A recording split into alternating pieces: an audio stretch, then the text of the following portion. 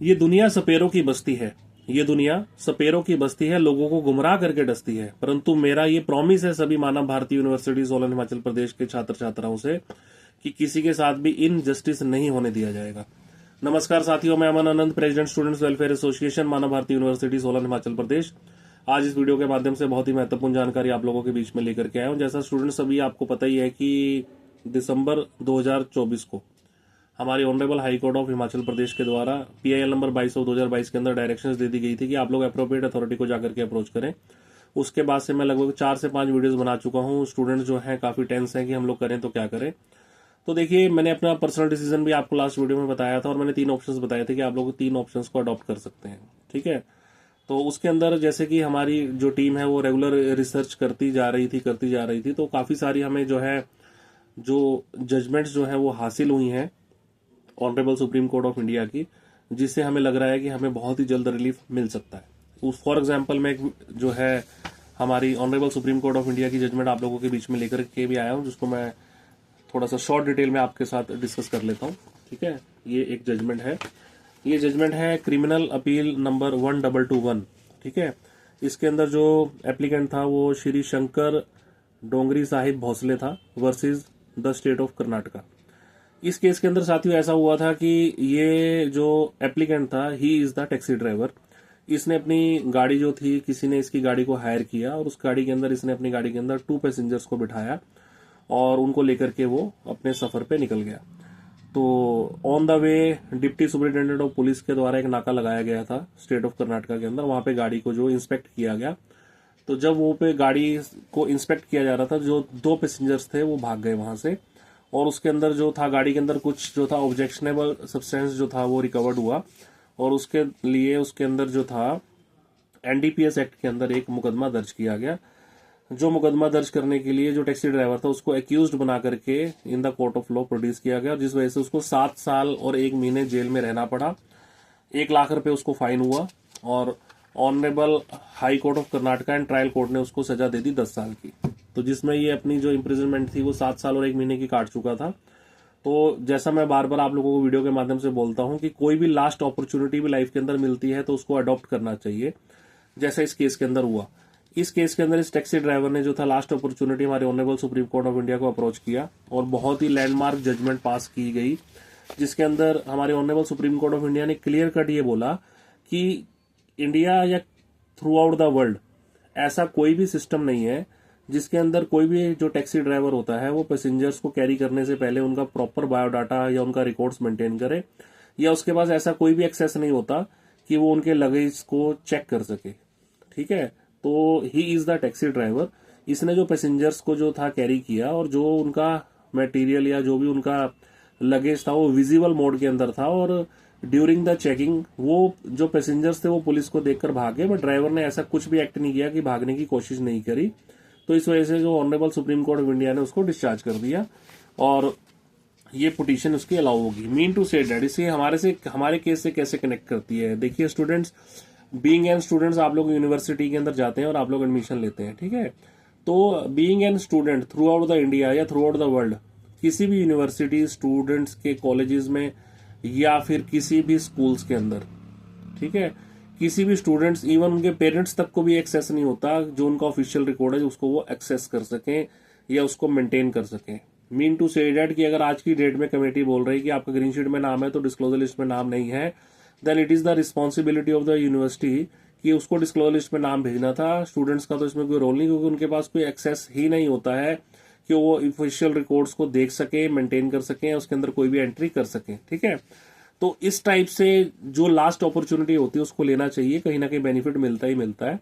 तो ऐसी लैंडमार्क काफी सारी जजमेंट्स को हमने निकाला है जो डेफिनेटली हमारे केस के अंदर जो है सपोर्ट करेंगे। डेफिनेटली स्टूडेंट्स को रिलीफ दिलवाने की कोशिश की जाएगी। और दूसरा पॉइंट मैं आप लोगों के बीच में और अच्छा लेकर आया हूं, UGC ने एक लेटर इशू किया है, यूनिवर्सिटी ग्रांट कमीशन जो होती है इंडिया के अंदर, उन्होंने 16 जनवरी 2025 को एक लेटर इशू करा और उन्होंने बोला, उस लेटर के अंदर उन्होंने मेंशन किया है कि UGC ने एक स्टैंडिंग कमेटी कॉन्स्टिट्यूट की थी और उन्होंने गवर्निंग के लिए ये बोला था कि जितनी भी प्राइवेट यूनिवर्सिटीज हैं, जो यूनिवर्सिटी जो है प्रॉपर प्रोसीजर फॉलो नहीं कर रही है PhD की डिग्रीज को करवाने के लिए, उनको एनालाइज किया जाए। आफ्टर एनालाइजिंग, ठीक है, तो जो स्टैंडिंग कमेटी ने ये पाया कि 3 यूनिवर्सिटीज जो हैं वो प्रॉपर जो है प्रोसीजर को फॉलो नहीं कर रही है, तो उनको जो है डी बार कर दिया गया 2029-30 तक के लिए, जिसमें OPJS university Churu Rajasthan, sunrise university Alwar Rajasthan, Singhana university Jhunjhunu Rajasthan है। और सिंपल एक नोटिफिकेशन इशू कर दी कि स्टूडेंट्स और पेरेंट्स के लिए लास्ट पैराग्राफ में कि आप लोग पीएचडी के किसी भी प्रोग्राम में यहाँ पे एडमिशन मत लें। बट इससे क्या जाहिर होता है? इससे ये जाहिर होता है कि अगर इन्होंने प्रॉपर प्रोसीजर को फॉलो नहीं किया पीएचडी के प्रोग्राम्स के लिए तो इनको डी बार कर दिया गया। बट ये नहीं बोला गया कि जो प्रीवियसली पास आउट स्टूडेंट्स हैं या एग्जिस्टिंग स्टूडेंट्स हैं उनको ये पैरामीटर्स फुलफिल करने पड़ेंगे, उनकी यहाँ पे एंट्री होनी चाहिए, ऐसे होना चाहिए, वैसा होना चाहिए। मतलब स्टूडेंट के अगेंस्ट यूजीसी ने भी कोई एक्शन नहीं लिया। वे स्टूडेंट्स के लिए जो हमेशा जो बिहेव रहता है वो लीनियंट रहता है। बट हमें मानव भारती के केस में ऐसा कुछ भी देखने को नहीं मिला। इवन इन्होंने उन बच्चों को भी डिग्री देने से डिनाई कर दी जिनके मैक्सिमम सेमेस्टर्स जो थे under the supervision of administrator हुए थे, which is appointed by the government of Himachal Pradesh. ठीक है, तो हम लोग बार बार आपको यही सतर्क कर रहे हैं या इन्फॉर्म कर रहे हैं या आगाह कर रहे हैं या आपसे आग्रह कर रहे हैं कि आप लोग जो है as soon as possible supreme court को अप्रोच कीजिए। अगर आप लोग सुप्रीम कोर्ट को अप्रोच नहीं करना चाहते या नहीं कर सकते तो आप लोग सिविल सूट्स को ट्रायल कोर्ट में जो है फाइल कीजिए। डेफिनेटली वहां से आप लोगों को रिलीफ मिलेगा। आप लोग पॉजिटिव डायरेक्शन में चलिए, कोई भी अपॉर्चुनिटी होती है उसको मिस नहीं करना होता। देखिए, ये मत सोचो कि honourable high court of Himachal Pradesh ने बोल दिया कि अप्रोप्रिएट अथॉरिटी को अप्रोच करो, तो उन्होंने अप्रोच करने के लिए बोला ना। इट मीन उनको लगा होगा कि इनके केस में कुछ ना कुछ पॉजिटिविटी है, अदरवाइज वो केस को रिजेक्ट कर देते, डिसमिस कर देते, बोल देते कि जो कमेटी की अप्रूव लिस्ट है वही बच्चों को हम अप्रूव या जेन्युइन मानते हैं, रेस्ट ऑफ द स्टूडेंट्स जो है वो नॉन जेन्युइन है according to the list submitted by the committee. ठीक है, अगर उन्होंने अप्रोप्रिएट अथॉरिटी को अप्रोच करने के लिए बोला तो उनको लगता है कहीं ना कहीं भी ये बच्चे जेन्युइन है, उनको रिलीफ मिलना चाहिए। अदरवाइज वो केस को रिजेक्ट कर देते तो कोई बहुत बड़ी बात नहीं थी उनके लिए। ठीक है, और दूसरी बात ये कि देखिए, मुझे मल्टीपल कॉल्स आती है स्टूडेंट्स की कि सर हमारी तो ऑलरेडी वेरिफिकेशन हो चुकी है और हमें वेरिफिकेशन करवाने की जरूरत है। मैं बार बार उनको मल्टीपल वीडियोस में टेलीफोनिकली सबको बता चुका हूँ कि स्टेट के ने यही एलिगेशन यूनिवर्सिटी के ऊपर लगा रखा है अकॉर्डिंग टू स्टेट की डिग्रीज को फेक बांटते थे। ठीक है, वो अभी प्रूव नहीं हुआ, वो मैटर अंडर ट्रायल है। ठीक है, तो अगर उन्होंने वेरिफिकेशन भी कर दी है तो वो नल एंड वॉइड हो जाती है, तो रीवेरिफिकेशन करवानी पड़ेगी। आप लोगों ने तो वो काम कर लिया कि हमारे यहाँ पे कहावत है कि बिल्ली कबूतर को खाने आई तो कबूतर ने बिल्ली को देख लिया। ठीक है, और कबूतर ने अपनी आंखें बंद कर ली और आंखें बंद करके उसने सोचा कि बिल्ली तो मुझे अब देख ही नहीं रही होगी क्योंकि वो बिल्ली को नहीं देख रहा। तो आप लोगों ने तो वही काम करके रखा हुआ है, ये सोच लिया कि हमारे पास वेरिफिकेशन की रिपोर्ट है तो ठीक है, ये हमारे लिए सफिशिएंट है और बाद में हमें वेरिफिकेशन करवाने की तो जरूरत ही नहीं है। तो brother and sisters, 36,000 fake degrees according to state इन्होंने इशू करी हैं। कई केसेस ऐसे देखने को मिले जिनको डिग्री, डिप्लोमास, डीएमसी सब इशू हुए, उनकी वेरिफिकेशंस भी हुई। सबसे बेस्ट एग्जांपल आप लोग रिसर्च कर लो ना, इससे बड़ा एग्जांपल क्या होगा कि जो हमारी माननीय जो श्रीमती ममता जी थी, हमारी बहन, जिन्होंने एफआईआर रजिस्टर्ड करवाई, उनको 2-3 बार वेरिफिकेशन करके देती थी यूनिवर्सिटी ने और बाद में डिनाई कर दिया कि हमने तो डॉक्यूमेंट ही नहीं दिया और उनके अगेंस्ट एफआईआर करवा दी। ठीक है, जिस वजह से सारा का सारा स्कैम हाईलाइट हुआ। तो ये मत सोचो कि हमारे पास वेरिफिकेशन हमें हो रखी है तो हमें जरूरत नहीं पड़ेगी। मल्टीपल केसेस देखने को मिले, अभी भी देखने को मिले, लेटेस्ट भी देखने को मिल रहे हैं, जिनकी रीवेरिफिकेशन हो रही है उनको डिनाई किया जा रहा है, उनको नौकरियों से हाथ धोना पड़ रहा है। ठीक है, तो आप लोग सतर्क होकर चाहिए। अभी तो हर एक चीज का सोल्यूशन है, बट बाद में हो सकता है 2-4 साल बाद आप लोगों को कोई सोल्यूशन मिले तो अपनी लाइफ में क्या करेंगे वो आप लोग सोच लीजिए। दूसरी बात, जो मेन पॉइंट जिसके लिए वीडियो बनाई है कि मैक्सिमम टू मैक्सिमम स्टूडेंट्स जो हैं वो एसएलपी को फाइल करें जिससे एज सुन एज पॉसिबल उनको रिलीफ मिल जाए। अदरवाइज सिविल सूट्स को वो as soon as possible file करें, अपना डिले मत करें। डेफिनेटली आपके पास पॉजिटिव जो है रिकॉर्ड्स अवेलेबल है।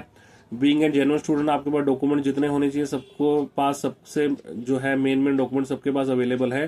तो आप लोग जो है सिविल सूट्स को फाइल करें और जो प्रीवियसली पास आउट है अपनी वेरिफिकेशन को वो लोग मूव करें। और अगर कोई वेरिफिकेशन में मूव करने में कोई प्रॉब्लम आती है उनको, तो उसके बाद वो लोग भी सिविल सूट्स फाइल करके अपनी जेन्युइननेस को प्रूव कर सकते हैं ताकि उनकी एक लाइफ जो है वो सिक्योर रहे। ठीक है, अनसिक्योर लाइफ में ना रहे वो लोग, क्योंकि 8-10 साल बाद फिर अपनी लाइफ के अंदर ऐसा टाइम आ जाएगा कि कुछ करने के लिए भी उनको सोचना पड़ेगा कि हम लोग कुछ करें या ना करें। ठीक है, तो ऐसी मल्टीपल जजमेंट जो है हमारी टीम रिसर्च कर रही है। किसी भी प्रकार की वेरिफिकेशन या केस से रिलेटेड फाइलिंग के लिए, किसी भी हेल्प के लिए, किसी भी डॉक्यूमेंट्स के लिए फ्री ऑफ कॉस्ट आप हमें 929 कॉल कर सकते हैं।